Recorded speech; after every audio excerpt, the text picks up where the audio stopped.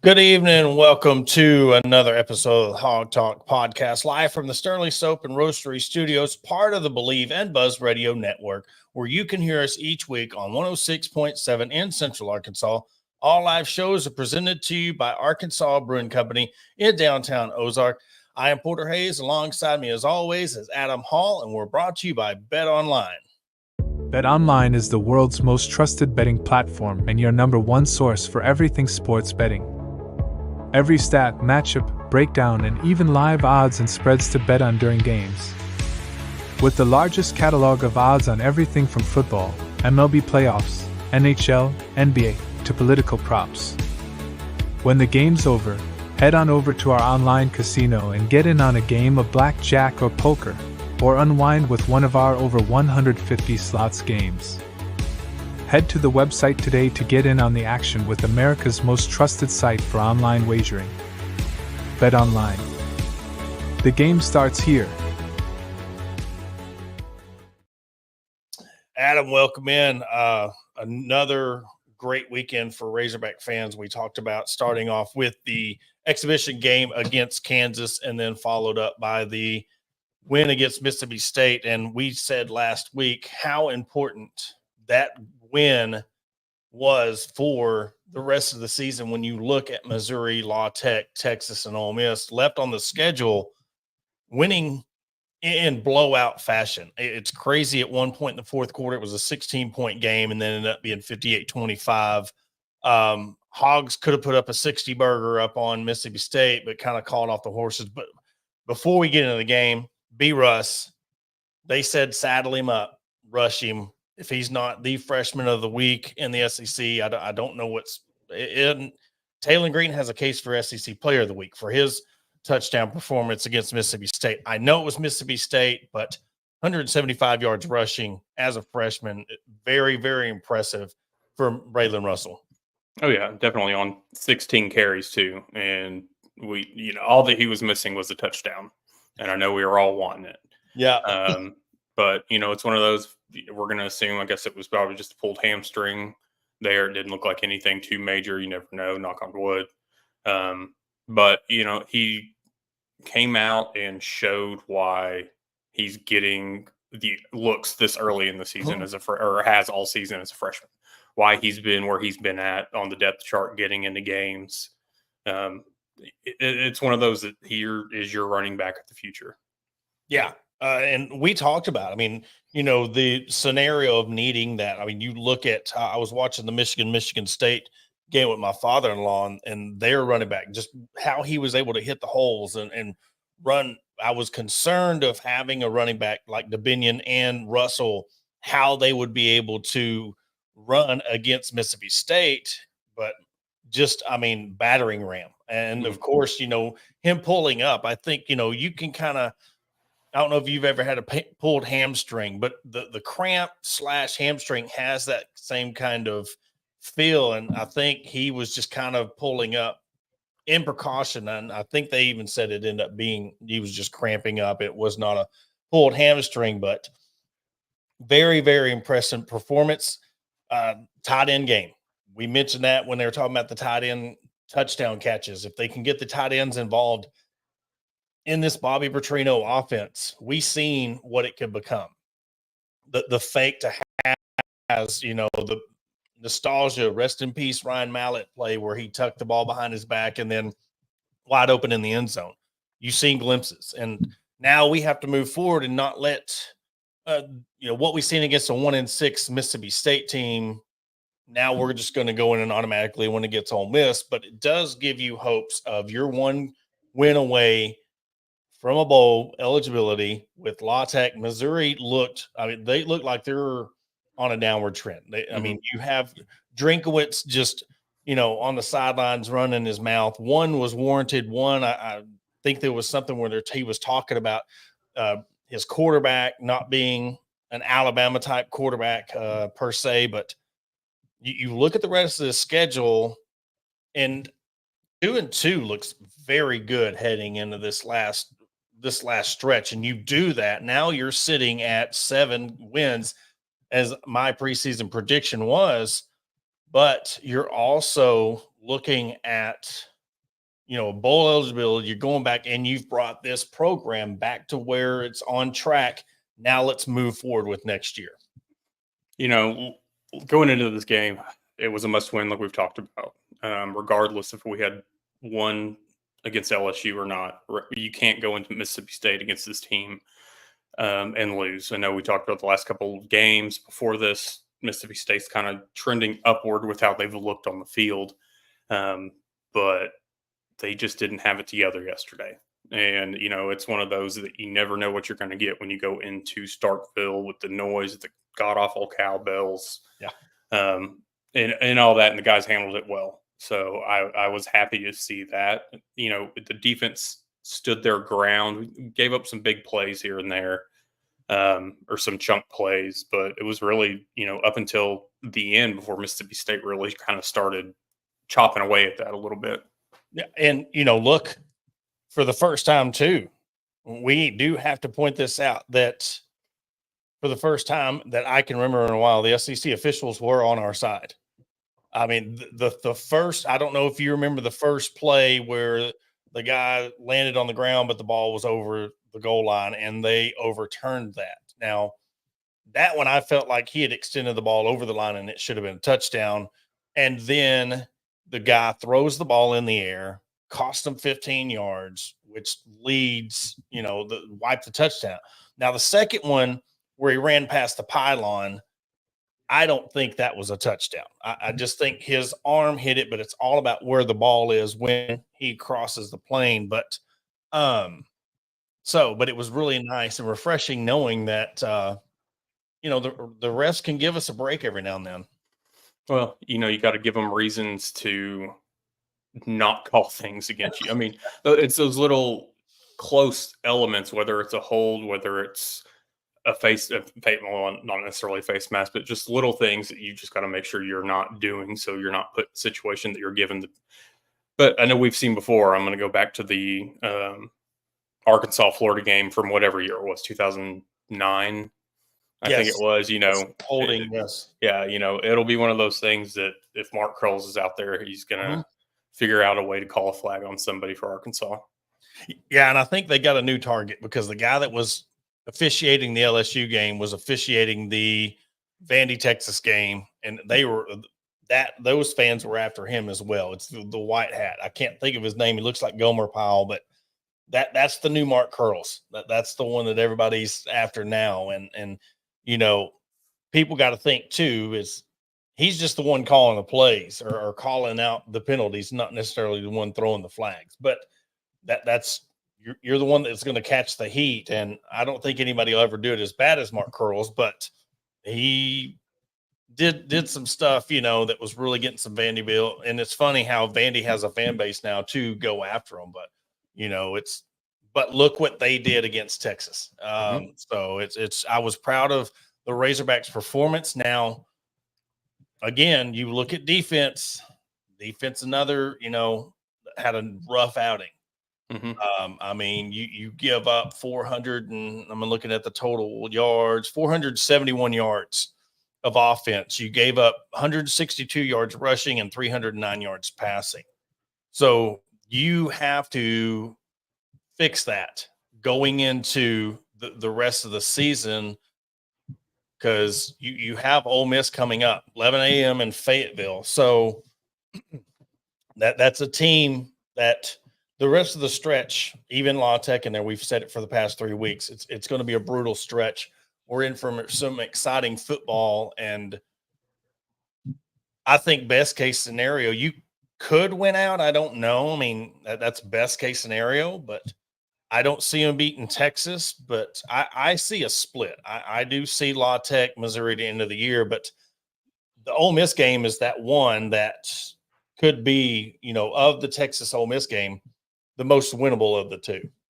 Ole Miss is struggling a little bit. You just hope that the defense can do enough on Saturday because that Lane Kiffin's going to be coming out swinging once they get to Fayetteville. He always has. And so I think he's going to look at this as, hey, this is the game that we've got to get back on track with. So he may pull out all the stops come Saturday. Yeah. Oh, they will, because I mean, Ole Miss real quick. I'm gonna pull up Ole Miss football real quick to see where they're at. They're ranked 19th coming into the game. They are so they just beat Oklahoma, which yeah, you look at 26-14. I mean, that's barn burner right there. And I think Oklahoma was up or something like that at halftime that's or that's close. insane. It, but Lane, I really had high hopes for Ole Miss coming into this season. I just thought that they had a lot to prove, and when you looked at Alabama, everybody counted them out. No, you know what I said about Mississippi State last week? Alabama's getting that confidence. You beat a team like Missouri 34-0, but Ole Miss 6-2, 2-2 in conference. So yes, Ole Miss is bowl eligible, but they're still trying to fight for what could potentially everybody in the SEC right now within that striking distance. Everybody wants to win out because now we're a 12-team playoff.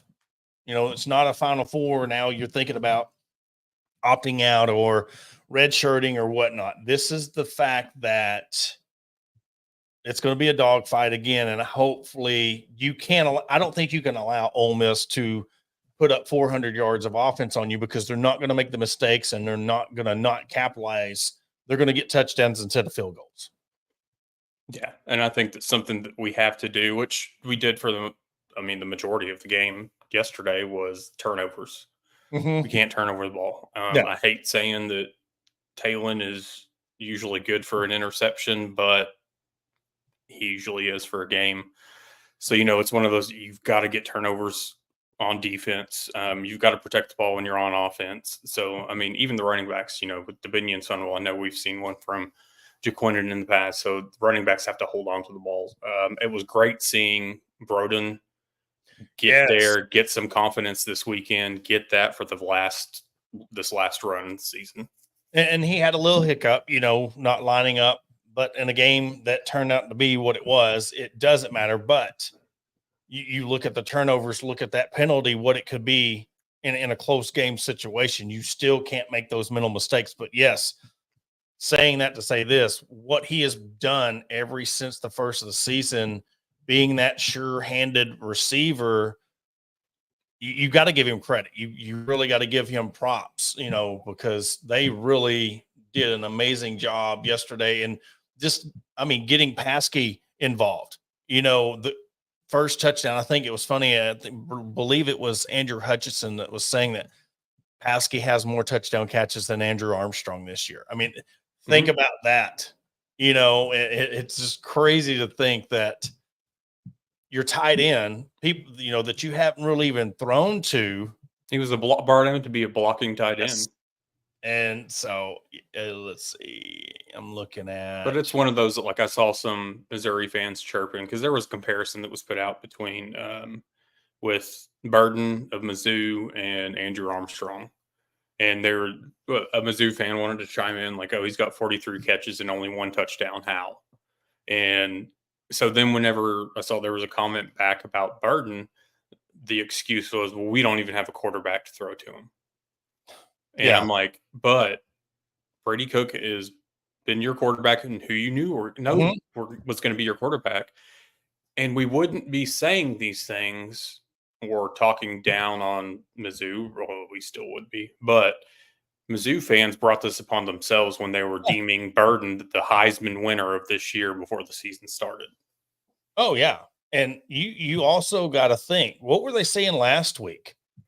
The quarterback, he went to the hospital and he come back and won the game. You can't sit there and now you're quick. The coach is sitting there calling you out and saying, getting caught talking to the Alabama player. If we had a quarterback like yours, we'd be all right. You can't.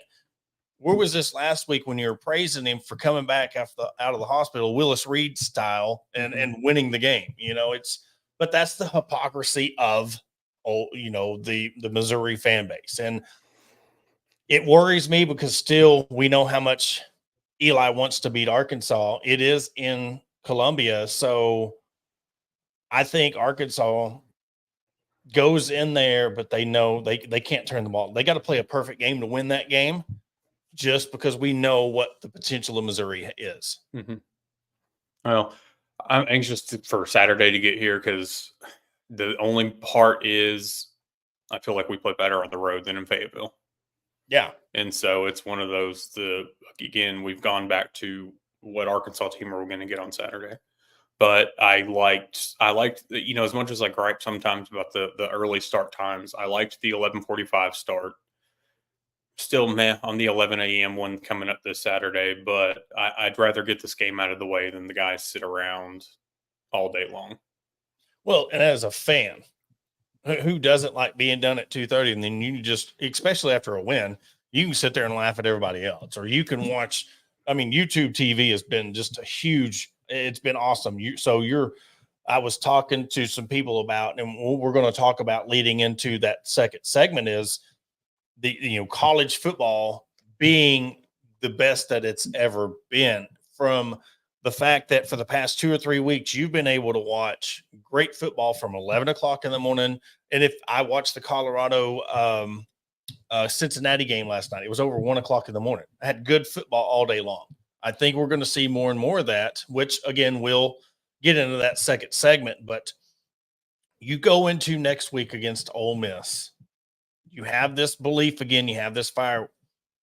I want to see Arkansas put 2 games in a row. I want to see them play 2 offensive games, but you can't give up over 400 yards to Ole Miss. Mm-mm. And yes, we beat number 4 at home, but we also barely beat UAB at home. So, it's one of those, which team is going to show up was my point. So that's all I'm saying to that. Well, let's just go into that for a second. I mean, we barely got beat by A&M, got just manhandled by LSU, and then look what happened last night. A&M just, dog stomped LSU. Who picked that game? Yeah. Oh, that's right, I did. Yeah. Extend my lead out a little bit. About that. Mine's trash. You might as well just keep that damn belt at your house, because I think that's why you did it. You made it so nice because you knew your ass was going to win it. Just sitting. I haven't touched it since it came in, just because I don't want to jinx myself. Yeah. Oh, y'all best believe I'm going to be having that over my shoulder every show, and you rightfully so. I mean, I started off strong. My first week I had my UAPB moment where I thought I was going to go 7-0, and then the daggum football NFL gets me. I don't know anything about NFL, really cover it, but you're gonna have to risk some games to get back ahead. Yeah, we'll see. But I'll tell you what, though, look at that going into when we're picking these games. There's going to be a lot of toss-up games leading on, going into the rest of the season, and it's going to be a mad dash. I think we know, when you're looking at the top 4 teams in this 12-team playoff position, it's going to be a mad dash who gets those at-large bids, who's going to get those, and we'll probably break that down more so when it gets closer to time. But I really like Arkansas's chances to go to a decent bowl game, and you can't sit there and be like, well, we were 4-8 last year. People were saying 4, 5, 6 wins, but if you win 7-8 games, that major success for this team, major success. And I've tried not to look at too many of the bowl projections. I never do, just because I'm wait and see. I mean, I don't mind looking at who the potential conference matchups are, but the actual projections of where people think we're going to go, you never know what's going to happen until we get closer to the end of the season, especially with the at-large bids to the college football playoff and whatnot coming in. So, it's just get ready for Ole Miss. I know it's our job to look ahead and whatnot, but as a team, you just got to suit up and get ready for whatever Lane's going to bring to town. And we'll break that down more. We'll do a breakdown of that game. We'll hear more from coaches and Kiffin, Pittman, and staff. And on Wednesday when we come on, we'll break that down. But going into the last part of the segment, man, that Kansas game, and I know it was an exhibition. I know it was Kansas. I know it was everything. And we're kind of repeating everything we did last year against, Purdue. But you got to really like what you've seen out of this Arkansas team. You got to love what you've seen against the Kansas team, just the atmosphere. It's what it was. It was an exhibition game, and I loved it. I loved how the weekend was set up. Have that Kansas game. You won it. Mississippi State game, and now it sets up for the rest of the year, rest of the football season, and heading into the basketball season for a very good year. I was like a kid in the candy store whenever that game was coming on, getting started, getting rolling. I mean, it was everything I'd been waiting for. I like the fact that they truly treated it like an expedition or exhibition, going 4 quarters instead of 2 halves to give themselves more situational, into quarters, into halves. And even in the post game, first thing out of Coach Cal's mouth was, let's not do backflips. They were missing 3 of their best players, or however many it was. He just wanted to that be clear. But then flip side, Bill Self coming out and talking about that's probably the most talented trio of guards, group of guards, whatever, that they're going to face all season. And that says a lot coming from Bill Self, and when you've got arguably the top point guard in the country on your team. Well, when you look at Trevin Brazile, his first year at Arkansas, he wasn't really that go-to guy. It was almost like he was able to go out there and just free play, do whatever he wanted, play freely. And it's just like it was taken weight lifted off his shoulders, because last year there was a lot of pressure on him to be the guy. There was a lot of pressure of him to carry the team. I don't think and this is nothing against him, because I don't think that there's some guys that are built to be leaders. They don't want to be leaders, and nothing against his character, nothing about his style of play. There's people in basketball that they don't play better as starters. You bring them off the bench and they play so much better off the bench than they do when they're in the starting lineup. But just watching the pass off the backboard, another TB signature dunk, it's just like he's going to be able to sit back in his role and let these other guys, Wagner, I just see his dad in him, Wagner. I watched his dad play in high school and college, and seeing him go out there and flan boogie. I mean, this has the making of one of those electric, the oh my goodness, Big Five at Michigan, the Fab 5, yeah. Fab 5, you're looking at just the highlight reels. They're going to lose some games, but the atmosphere that what was in 94, 95 added on with social media, that's what this could bring when it comes from an atmosphere aspect. And if they keep winning and they keep selling out, it's going to be amazing. And Cal, hey, what he said about the backflips, but also when they started doing the overrated chant, and he was like, no, I think a lot of that was respect for Bill Self and Kansas as a program. But hey, look, this is an exhibition game, and I know the fans are trolling. That's their job, to troll. And it's part, so I could see both sides of it. But I thought it was really cool of him to do that and step in and be like, hey, look, let's not get carried away here. Well, and even before the game setting the tone, Cal said that it was great for them to be able to do this, and it was great to not have to play Kentucky State to open up, like they've done, for whatever expedition game. So you're getting, the best of the best, essentially. But yes, you had players out. Arkansas had Adu out. So who knows? He even said that was a key to the rebounding woes that we saw. So, you treat these as expeditions, as practices. I expect in the next one against TCU, you might see things a little bit more buttoned up, maybe a little bit more of I'm not going to say a true rotation, because I think you use your non-conference to get through to find your rotation, but you're getting these things done early because you've got Baylor game 2. Exactly. And so that's something that you've got to be prepared for, the number 8 team in the country, before you get there. So you got 2 more games to get ready.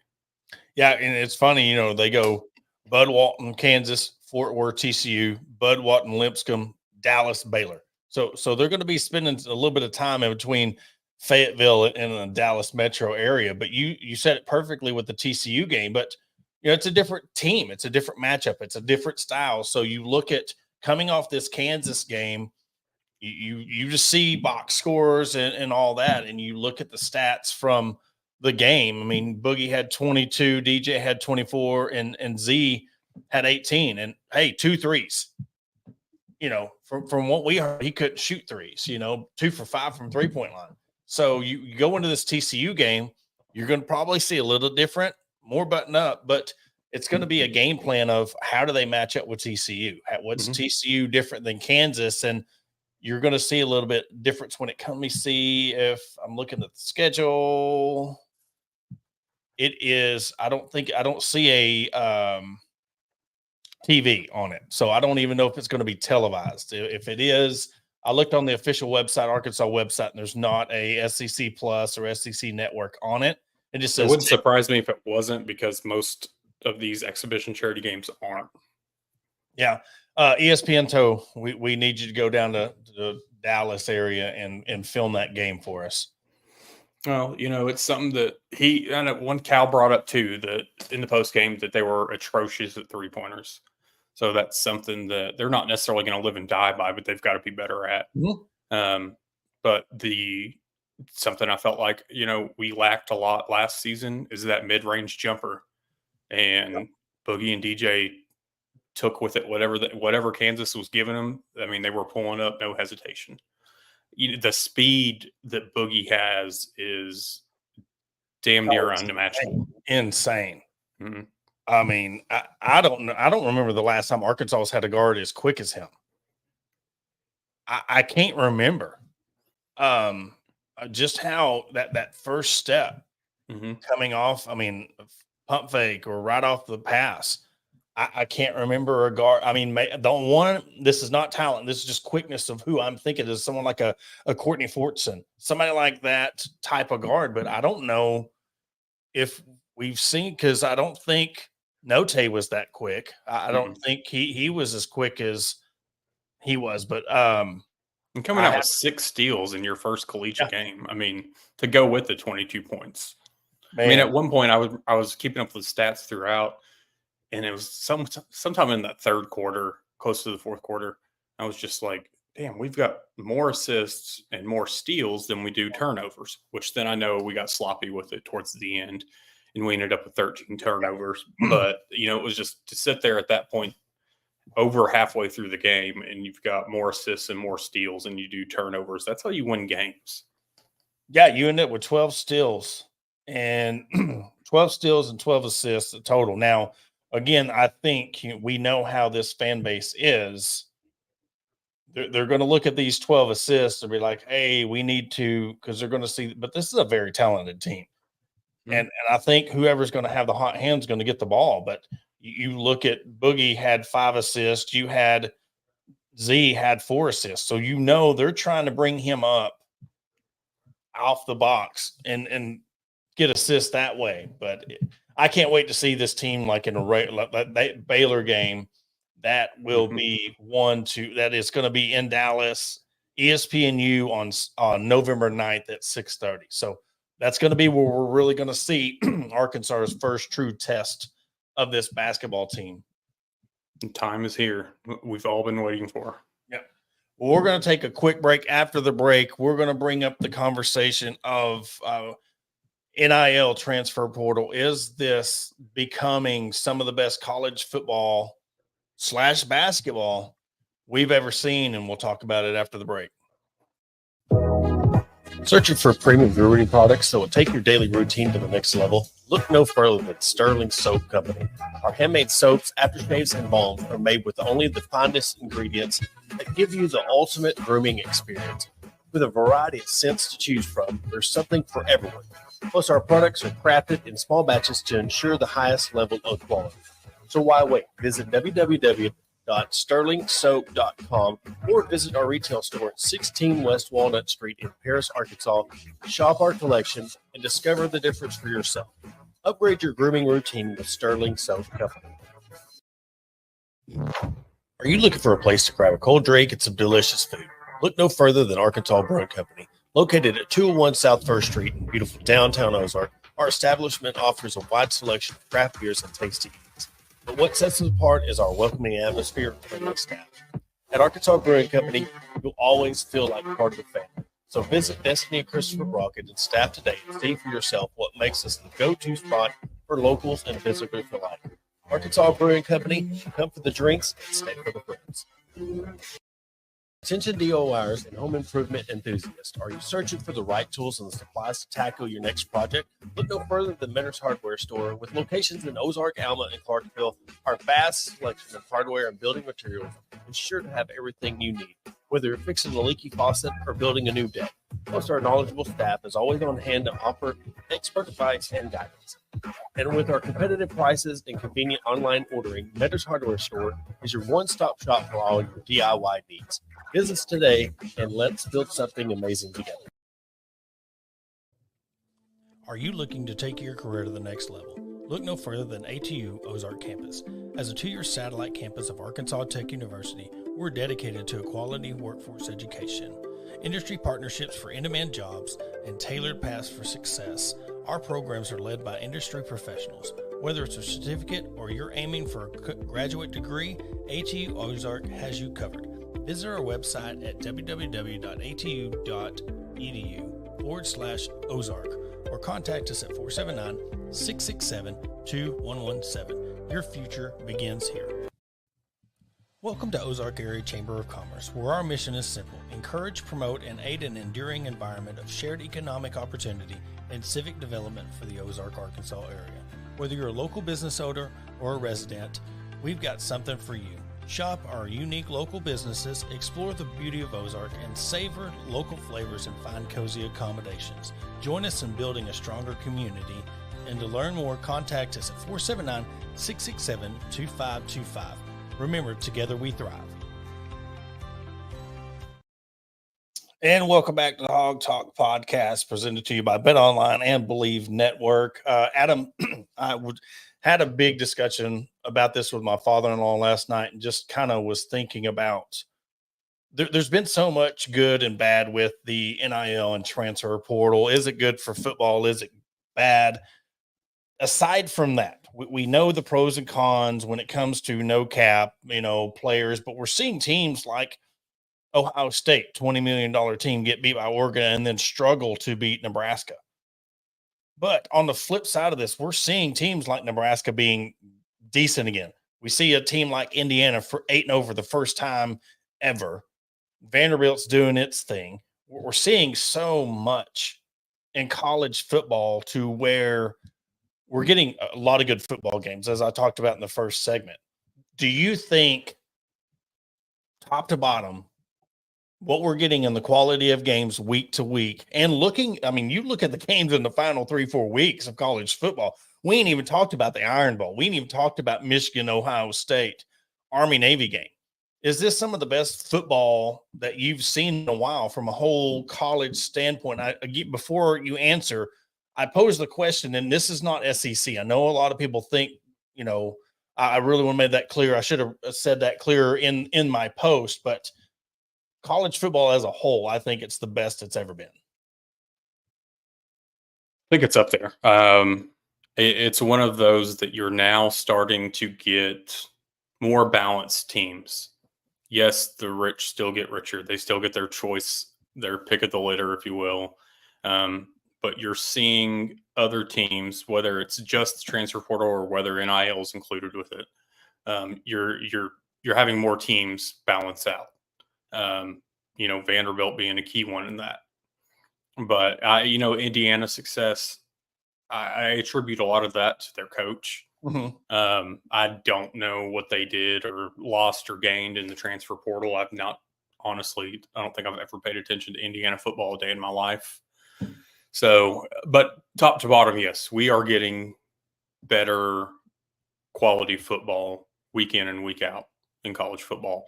And I think it is 100% due to the fact that you have the transfer portal and NIL. So things are becoming more balanced across the board.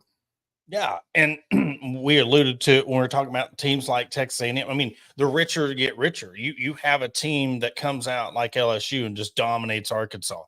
You play tough against Texas A&M, and then that Texas A&M team turns around and just beats the brakes off of LSU.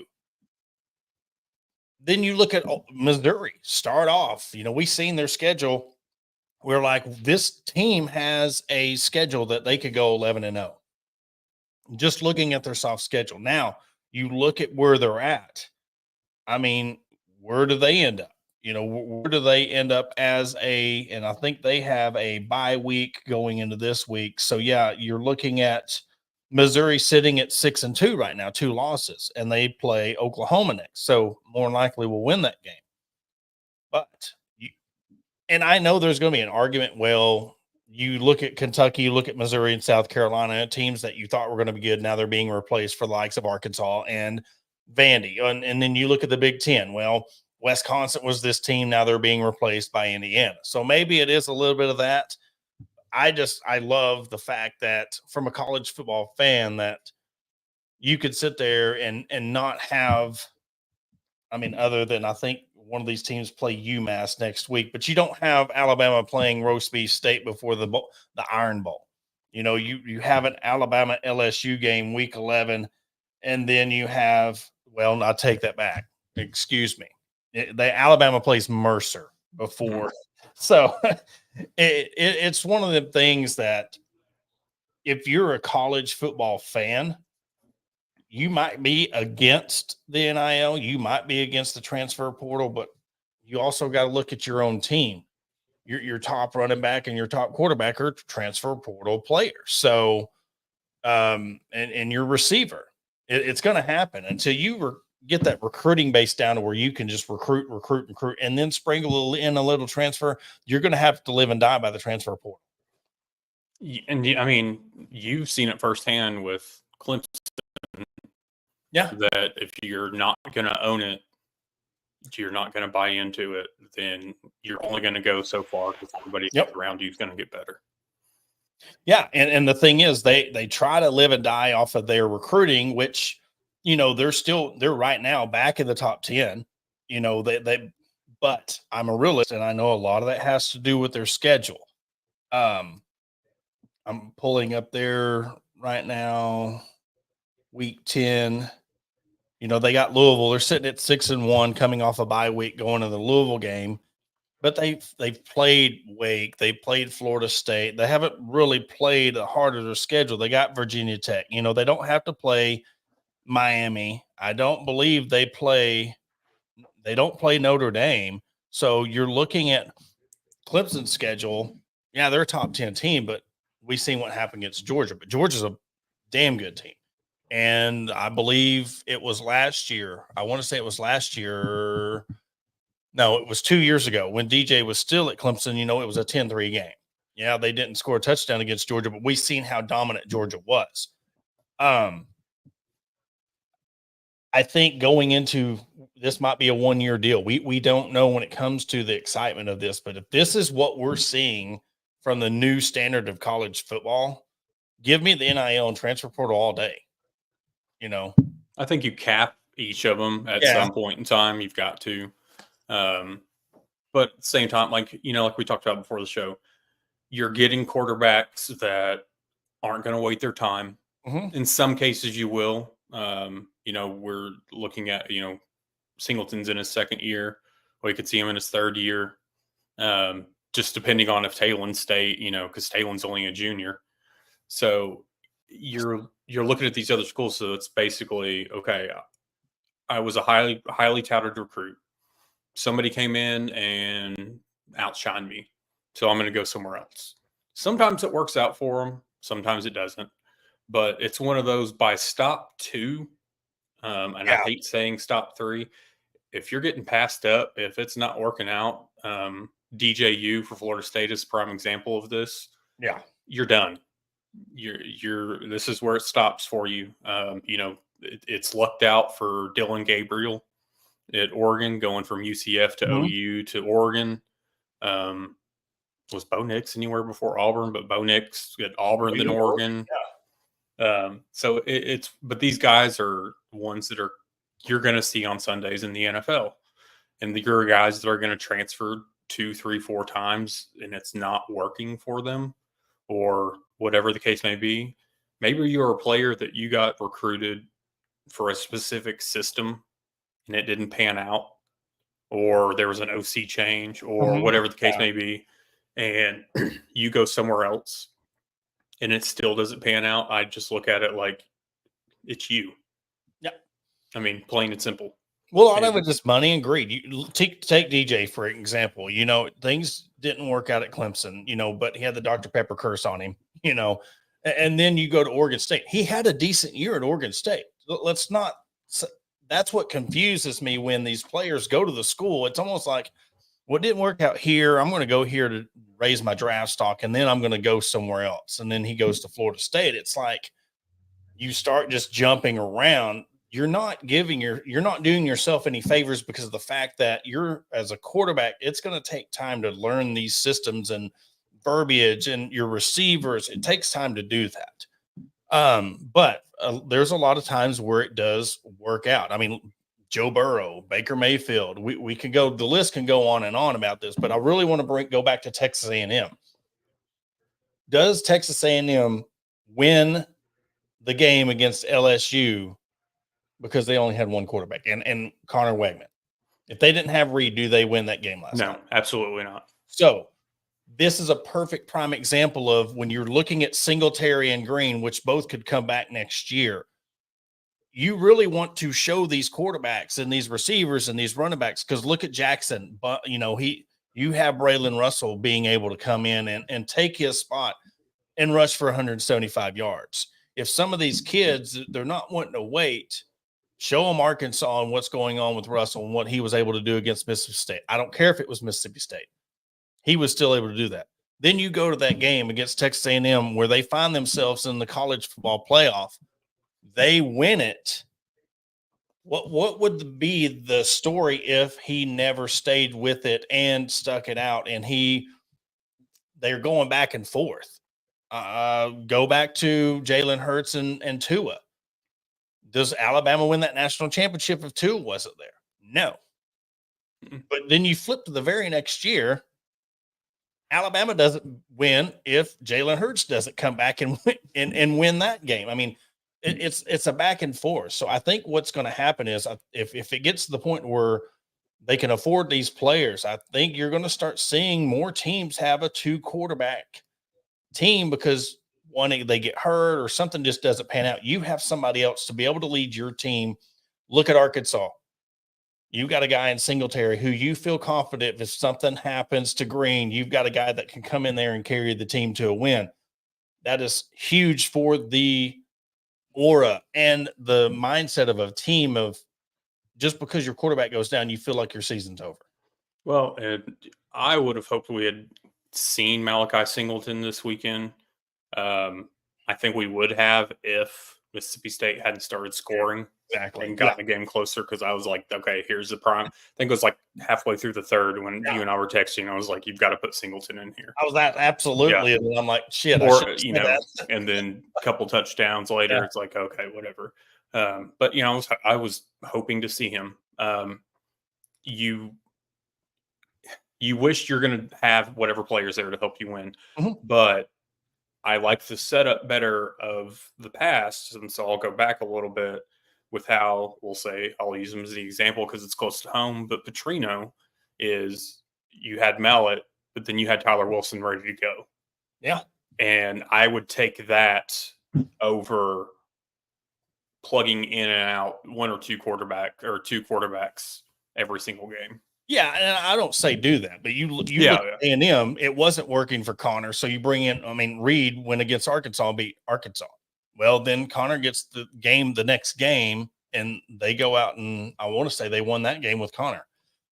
You come out against LSU, things weren't working out, so you had him. But you brought out a perfect thing when you're talking about Arkansas and Bobby Petrino.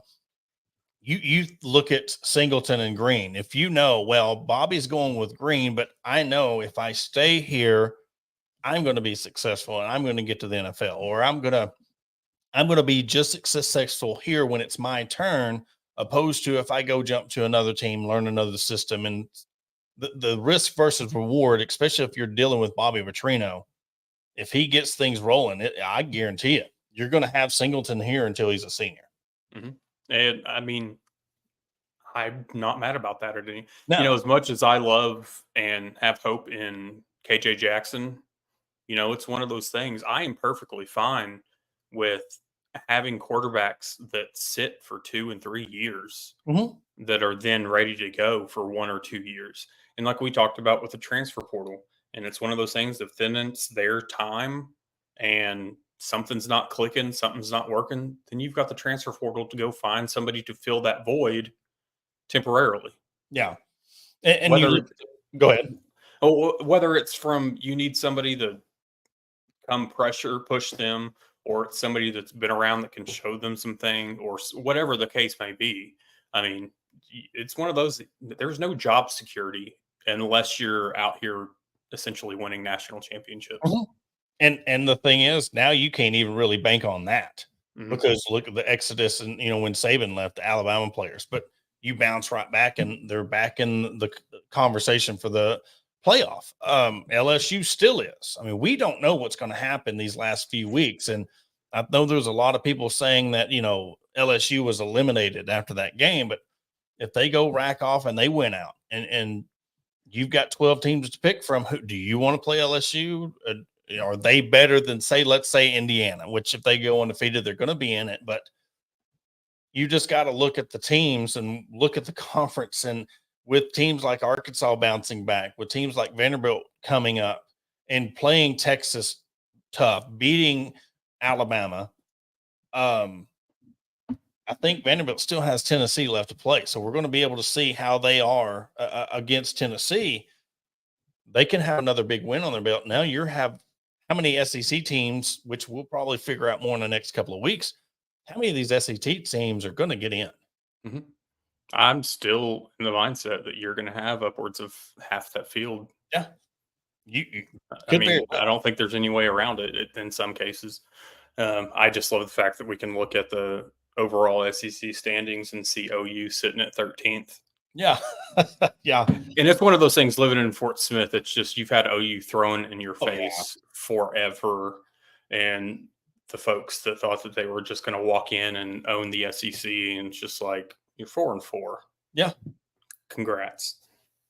But, that's on that flip side of it. They thought, well, when we're playing Baylor and we're playing Oklahoma State, we're playing Kansas State, and we're playing – it's your toughest game was against each other, the Texas OU game.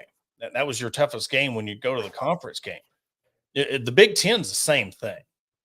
You've got Ohio State, and then you got Michigan right there. You've got every now and then, look at Indiana this year, and sometimes Michigan State, Penn State's up there, but they always seem to fall off.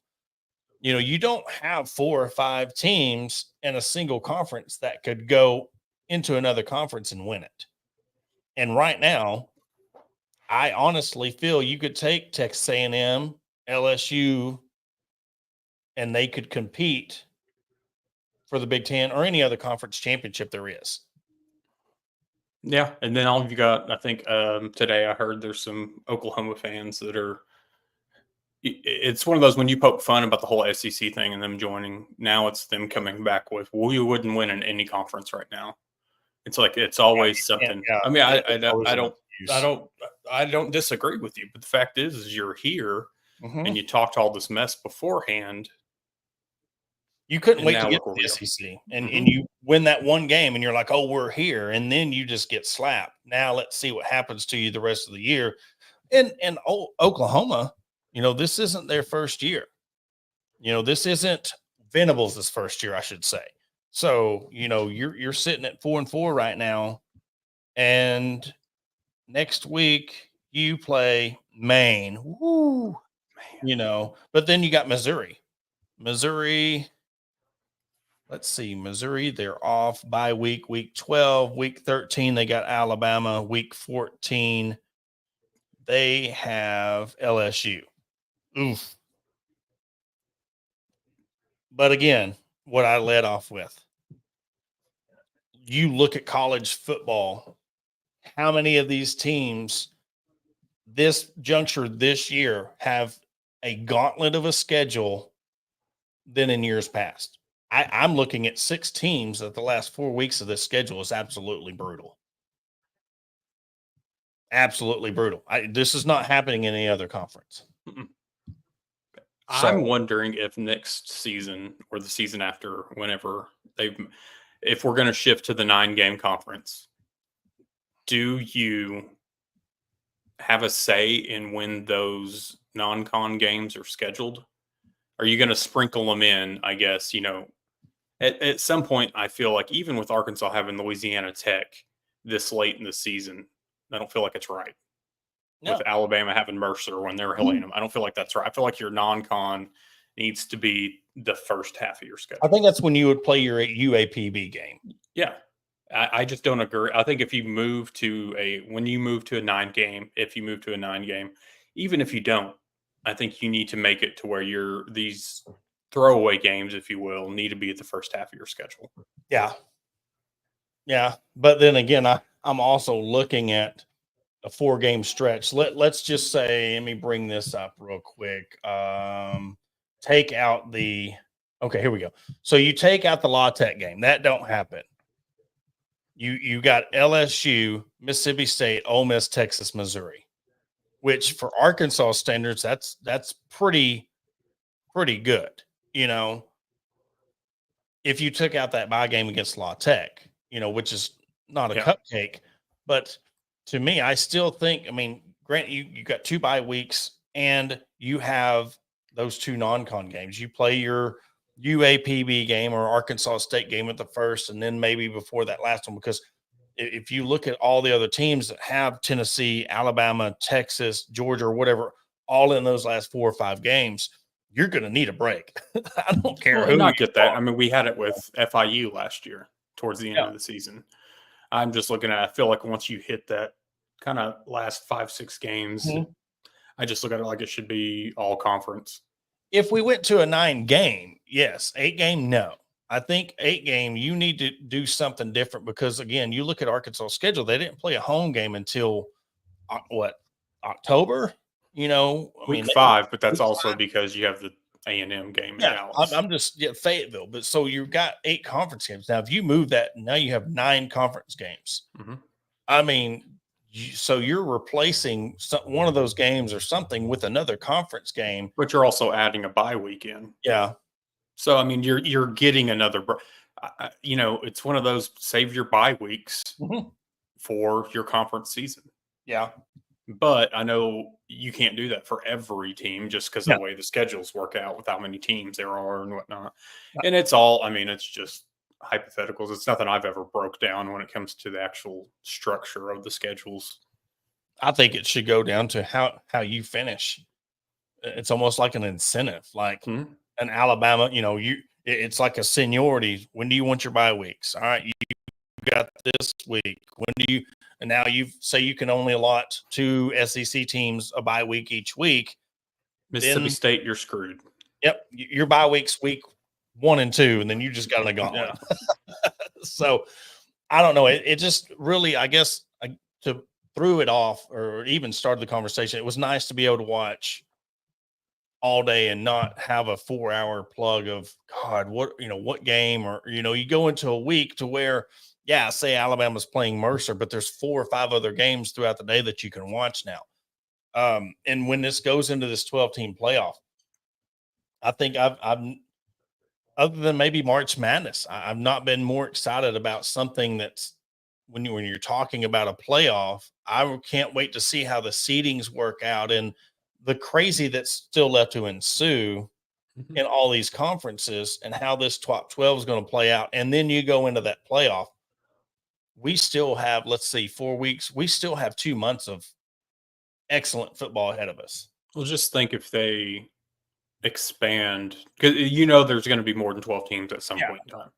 So let's expand the 12-team playoff to whatever, whether you do 16, 20, whatever it is. You're essentially over the course of, because that's going to extend out your national championship into February. And then what? You're going to have your Super Bowl. That's been in early February typically. Are they going to push that back? And then you're going to go potentially right into like March Madness. Are you going to have basically your 3 of your top sports events the entire year over the course of 8 weeks, 10 weeks? Possibly. But But then how does that affect when we're talking about college basketball? There's a lot of people who don't even care about basketball until March. Oh yeah, they don't. Or conference tournament, so you're really cutting into that. But there's just, we know where the money's at. Why is the NFL talked about 365 days of the year? That is the most marketable. That's the most popular sport in America's NFL. And that's why we're seeing day in and day out during the college football offseason, NIL, transfer portal, all the drama, all the whatever regulations are being changed. College football is trying to make themselves talked about just as much as the NFL. Is it going to be? No. But we've seen more and more college news coming out on the daily, like we have, like we already see in professional sports, because they're trying to get their piece of the pie. And we're looking, Coach Cal and Coach K even said, they were talking about basketball being the pro. Well, have a better pro product instead of going to the G League or this overtime elite league or whatever. You do it in college, it's going to get more views. The players all around, not just your top players, are probably going to end up getting more money. It's a better product. Oh yeah. So it's a cap. It's almost like NCAA is ahead of the game. They're like, okay, they started the G League. They started this. What are we going to do about it? Well, we have a one and done, so we know that they at least have to be here for a year. Well, let's just make it basically a semi-pro. It gives them a year instead of, because I really want to know the math on how many players they didn't go to college, or it was one and done and they didn't go to the NBA, went down to a G League or a OTE, and now they're in the NBA striving. Well, I don't know. I would start watching now for Ron Holland. Yeah. Just because he is one that went that route. But I think that with the money that NIL is paying, especially if you go to you hate to use Arkansas in this sense just because, but the fact is the money in the bank for the NIL, there's no point in going to the G League. I feel like you're risking more to go to the G League and be forgotten than you are to go. Exactly. I mean, who's watching many G League games unless you're watching a player from your college team trying to make a team? Yeah. Just like I guarantee this, because Kamani Johnson, kudos to him. He was drafted by the Memphis Hustle yesterday. It's one of those things. You're going to have a handful of Arkansas fans watching the Memphis Hustle just to see Kamani play. But are they watching, or is it they're watching for people like us putting the clips out? How'd this guy do tonight? And they just the highlights. They're not going to watch the game. They're going to wait for us to put the clips out because they know that's what we do. But my big point, going back to football real quick, is I was not a fan of a month wait in between Alabama, Clemson, whoever winning their conference championship, and then they had to wait a month before they played their bowl game. There was a lot of teams that, look, you give Nick Saban a month to prepare for your team. It was hard to beat him in the semifinal. That's why Clemson always did better in the finals and the national championship game. I mean, they went 2-2 in that switch. And the 2 times they lost was in the semifinals. The 2 times they won was in the national championship game. So it really fills that gap. But into the basketball side of it, it just gives the players more competitive. And we're talking about the NIL. And I forgot to bring this up to you. I hadn't even told you about this yet, but we're talking about NIL money. I was talking to a guy who happened to be at Drake Field during the Tennessee game. These kids are flying in on private jets and are leaving on private jets after the game. There's a handful of them that have NIL deals with private jet companies. Exactly. So you've got teams that they're not even hardly coming with the team anymore. They're flying out. I mean, he said at the Drake Field there was 60 private jets on the landing strip after the game, ready to take off. And they've never seen anything like that because, again, you're just used to boosters coming in to watch the game. Now you've got Tennessee players coming in. You've got Arkansas kids, whatever, flying into the Drake Field or recruits. NIL's it's big business. I think Jackson Dart was the first to get an NIL deal with a private jet. My whole thing with that is, I'm sorry, I don't care what NIL deal you get. It should be a rule. You travel with the team. Yes. I don't care what NIL deal you get. Exactly. You're traveling to and from with the team. No ifs, ands, or buts. Exactly. So, I mean, what's the thing? Bad taste. Well, and who's to say this quarterback over here doesn't get an NIL deal with a hotel chain, and then it's, oh well, I can't stay with y'all the night before the games because I'm going to go stay at the hotel that I have a deal with. Yeah, exactly. mean, I think it should be personal. You get personal NILs, it should be within the confines of outside you're playing the game in practice. Like if you're going to go do this, you're getting paid for an name, image, alignment. Yeah, I get that part of it, but that's where you'll see it, the return of interest. Let's see where NIL is in 5 years, and see if they're still getting all this money. But I just thought it was crazy, the fact that you see so many players coming and going on private jets, and it's everywhere. And it's so, but we'll talk more about this and the Ole Miss game coming up. We'll break down the TCU scrimmage as well, what we can see from that. But don't forget to tune in right here at 8 o'clock, Hog HQ Live. Adam Hogg comes back with DP and Matt. So that will do it for this episode, Hog Talk Podcast. Again, appreciate all of our sponsors, Believe, Bet Online, Buzz Radio Network. We'll catch you on Wednesday.